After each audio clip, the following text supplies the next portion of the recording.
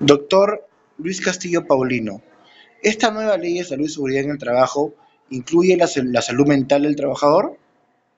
No, así es, ¿no? La ley 29783 estableció como uno de los riesgos asociados a la exposición al trabajo, tanto como los riesgos de orden físico, químico, ergonómico, biológico, a los riesgos de naturaleza psicosocial.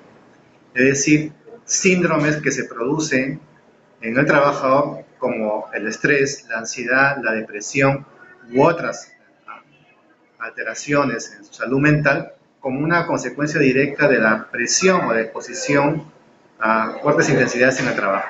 ¿Los médicos ocupacionales tienen que estar preparados para responder a este tipo de enfermedades, de psicopatías? Sí, o sea, los médicos peruanos tienen que tener en cuenta ahora, digamos, la, las guías para el tratamiento y diagnóstico de las enfermedades psicosociales que ya están establecidas, sobre todo en las organizaciones como la OMS y la OPS, aunque en el Perú falta aplicar y obviamente aprobar por parte del Ministerio de Salud una guía para el diagnóstico de las enfermedades psicosociales en medicina ocupacional.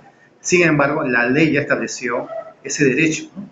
Y la obligación que tienen los centros de salud, tanto de salud como de MINSA, de diagnosticar este tipo de cuadros a consecuencia de la presión o del estrés laboral.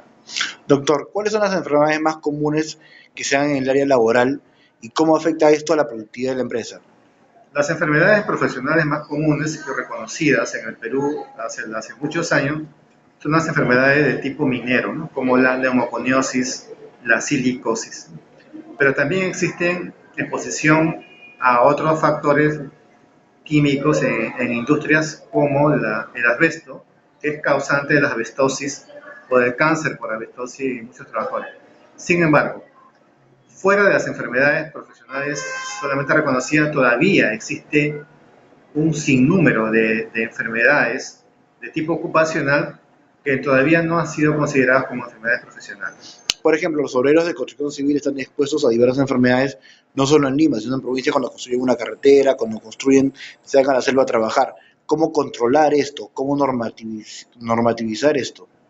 Habría que realizar cada actividad económica y en los grupos de trabajadores de esta actividad, sea en el sector construcción, por ejemplo, o en el sector de agua potable, o en el sector de limpieza pública, por ejemplo, habría que realizar exámenes médicos preocupacionales a ¿Cómo, cargo de médicos, ¿no? Para establecer la morbilidad, es decir, hay que primero fijar los patrones de incidencia de ciertos cuadros o diagnósticos en ellos y luego asociarlos con la exposición a los agentes que hay en ese centro de trabajo. O sea, sin un examen, sin un diagnóstico preocupacional en un centro de trabajo, una actividad económica, sería muy difícil poder empezar a ir reconociendo la existencia de una enfermedad profesional en esa actividad. Y tenemos médicos, investigadores en medicina ocupacional en la Universidad de San Marcos, en la Universidad Cayetano Heredia y en otras, que pueden encargarse de esa labor. Y ese creo que es un rol que debería asumir el Ministerio de Salud y el Ministerio de Trabajo. doctor, los exámenes preocupacionales los debe hacer salud, el MINSA o un privado?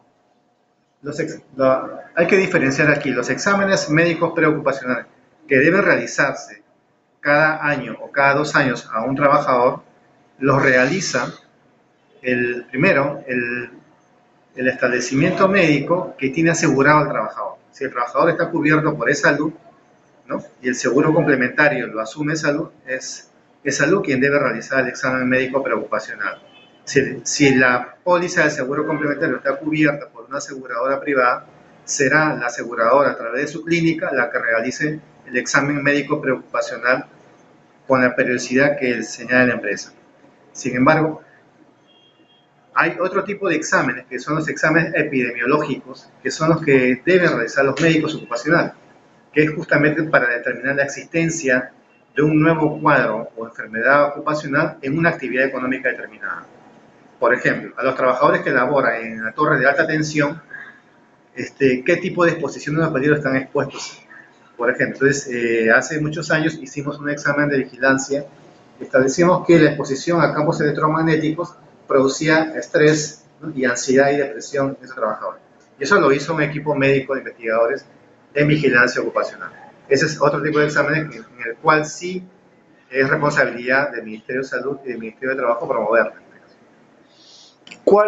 ¿Cómo generar un ambiente laboral que esté propenso a bajar el número de incidencias de enfermedades laborales? O le planteo la pregunta de esta manera, ¿cómo, ¿cómo bajar la tensión para evitar las enfermedades en el ambiente laboral? Lo primero es identificando los riesgos y peligros en cada puesto de trabajo. Para eso se elabora un mapa de riesgos en el centro de trabajo, en cada sección, en cada área, en cada ambiente. ¿Quiénes deben elaborar el mapa de Lo hacen riesgos? los ingenieros de seguridad y salud en el trabajo o los ingenieros de prevención de riesgos, que ya egresan de nuestras universidades. Ellos están especializados en esta tarea.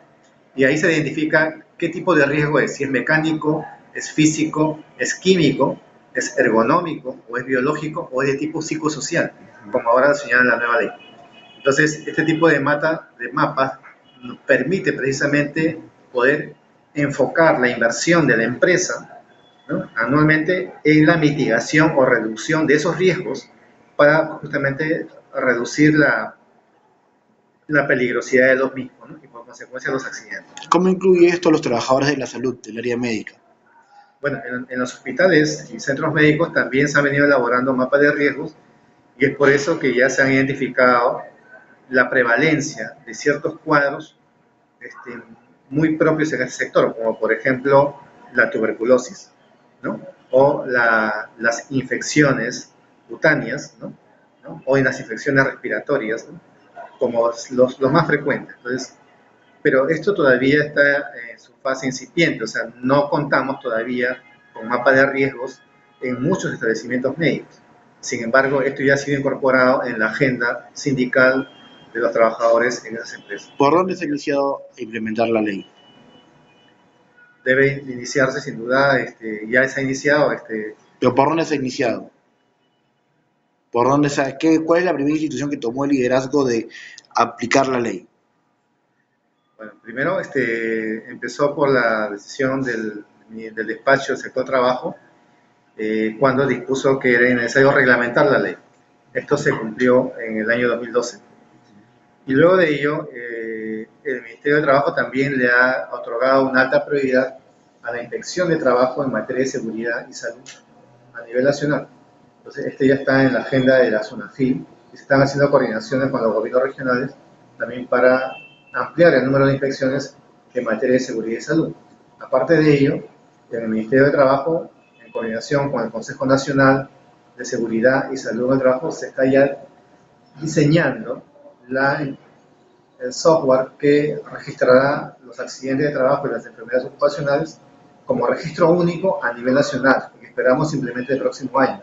Entonces, los pasos ya se han dado y sin duda los trabajadores, los sindicatos y las centrales sindicales vienen participando en todos estos esfuerzos a través del Consejo Nacional de Seguridad y Salud del Trabajo y de los Consejos Regionales de Seguridad y Salud del Trabajo. La gente se pregunta, ¿y por qué demora tanto, doctor, la implementación de la ley?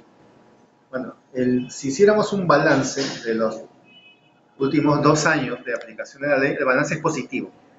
Tanto en la implementación del Sistema Nacional de Seguridad y Salud, porque ya contamos con el Consejo Nacional y cerca de 13 consejos regionales de seguridad.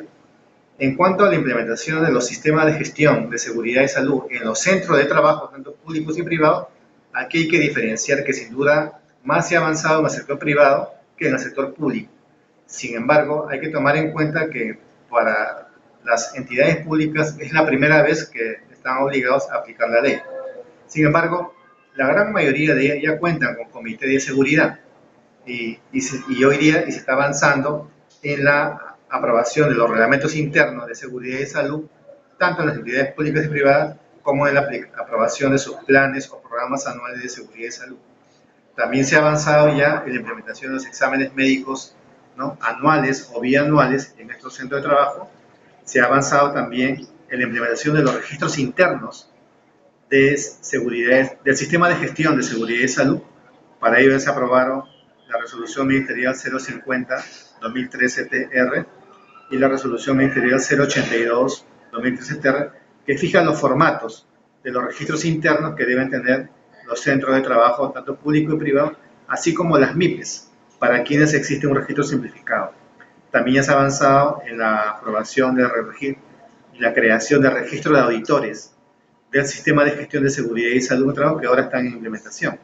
Sin duda, en esta parte son muchos los aspectos positivos, ¿no? ¿Cuánto demorará la implementación total de la ley?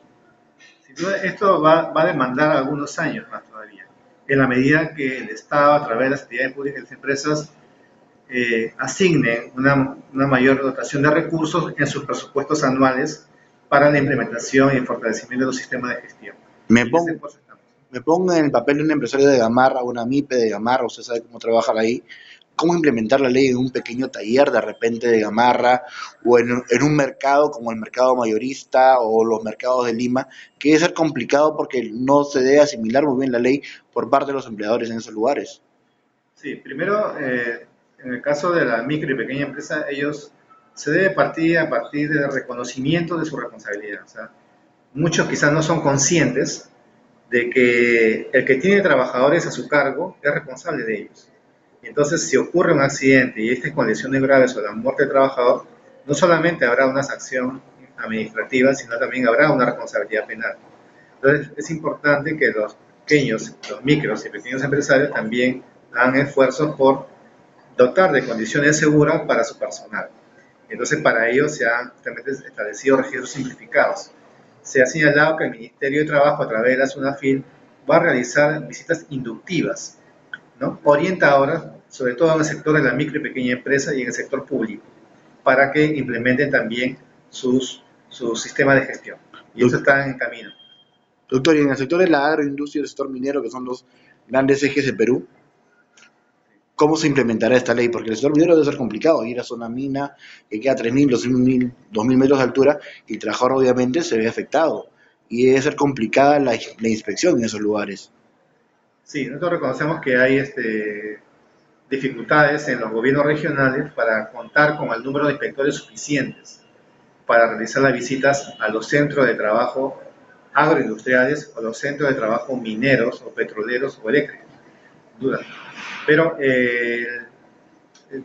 nosotros creemos de que si los trabajadores no se organizan para hacer defender sus derechos en esas áreas, el Estado va a estar ausente de esa zona. Entonces, es importante que los sindicatos promuevan ya, porque la ley está vigente, la elección de su comité de seguridad en esas zonales o centros de operación alejados, para que luego justamente logren progresivamente la aprobación de sus reglamentos internos y de los planes que implica la asignación de recursos de parte de estas empresas agroindustriales o mineras que en los últimos años han digamos, elevado mucho su productividad y sin embargo han invertido poco en seguridad y salud en el trabajo. Ok, doctor, muchas gracias, muy amable.